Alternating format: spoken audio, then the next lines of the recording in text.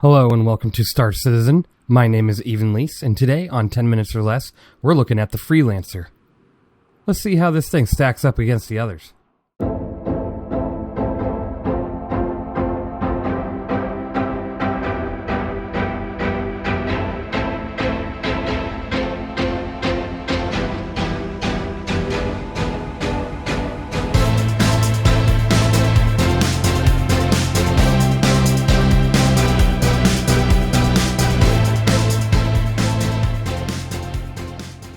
One of the very first ships to enter Star Citizen back in the hangar module days is still alive and well right now.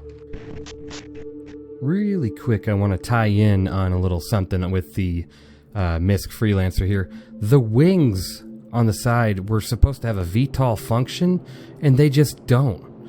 As seen here on this concept image, this is what we all hoped and dreamed to see on the Freelancer soon, and hopefully they still have the plan to give it to us. But taking a look at the outside of this ship, it's just got that beautiful frame. It looks almost like a steel pattern, and it's just fantastic. The material looks great still. Obviously every ship that's been out for as long as this has needs its gold standard pass, but otherwise it's just not terrible looking.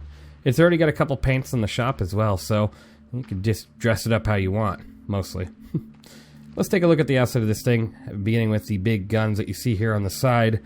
There would be 4 size 3 M5A laser cannons. You got 2 on this side and 2 on the other.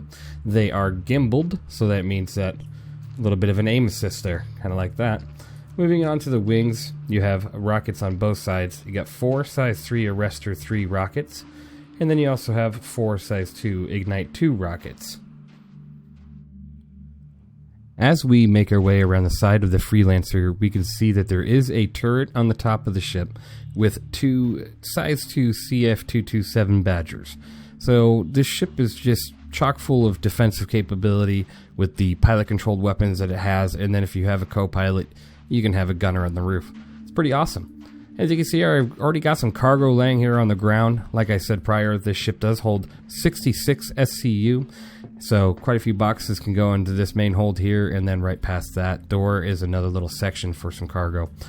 As you can see, I have the mining Gray Cat rock in here, so I'm going to go ahead and back this thing out and see how successfully I can do this. While I'm bringing this thing out really quick, it's just good to note that it can fit in here.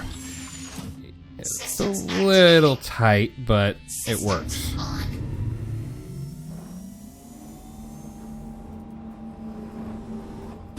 Oh. Alright, let's put it in third person and see what's going on here.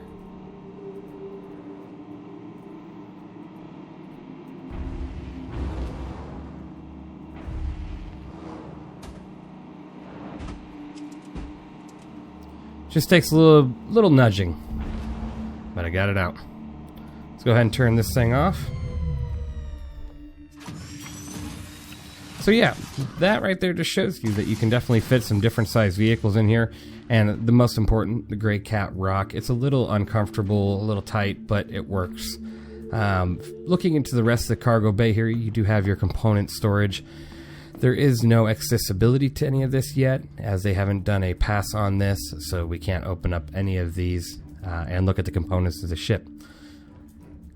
Prior, there is the entrance for the turret onto the roof, so that also is an annoyance. As you're running here to open up this door, you'll go to click on the door area where it says close or open, and you'll probably catch that turret sometimes, so it's just easy to avoid, but also you'll do it once or twice, and it's just something else.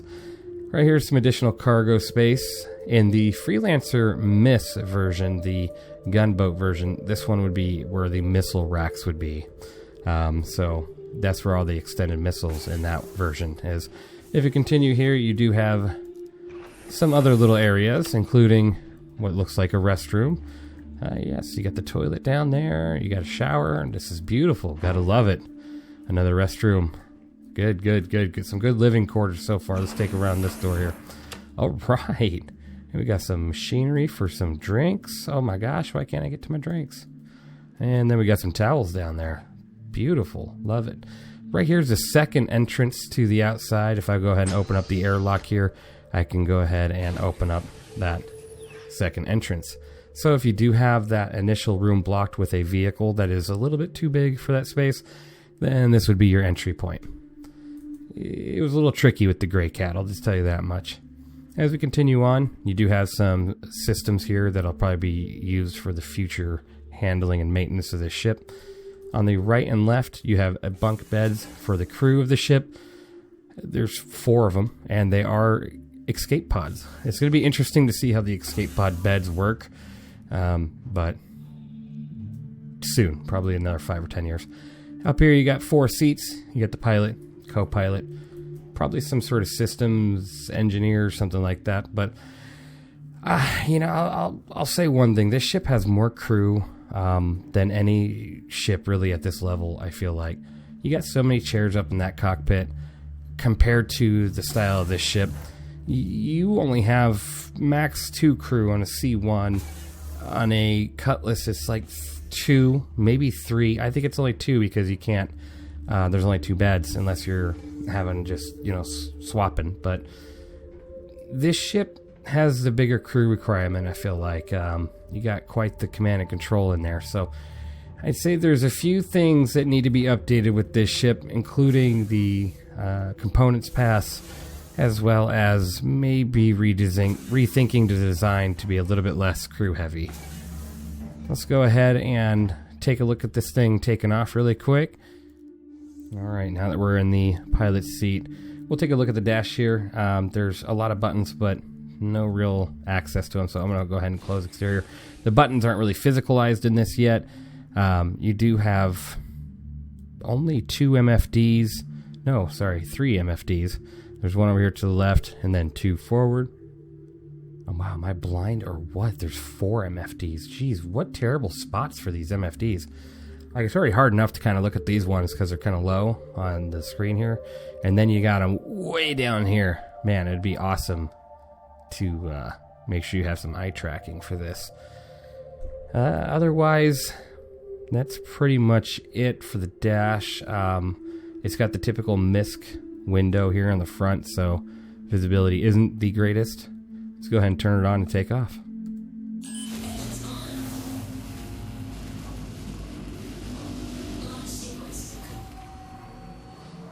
Put up those landing gear and start to move.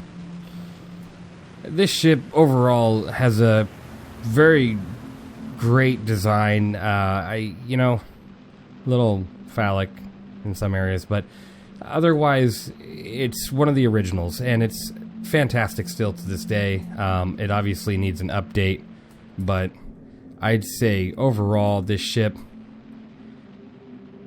given the lack of love from SIG and the current state of it, it does have the beds, it does have a small kitchen, it does have a bathroom, it's got good cargo at 66 SCU, good quantum fuel amount, less than a C1, but still pretty decent, and a not absolutely horrible quantum drive. It's a great ship. I'd give it probably an 8 out of 10 in its current position, though. It needs a redesign. Let me know what you think in the comments down below. Thank you guys for watching, and I'll see you in the next one.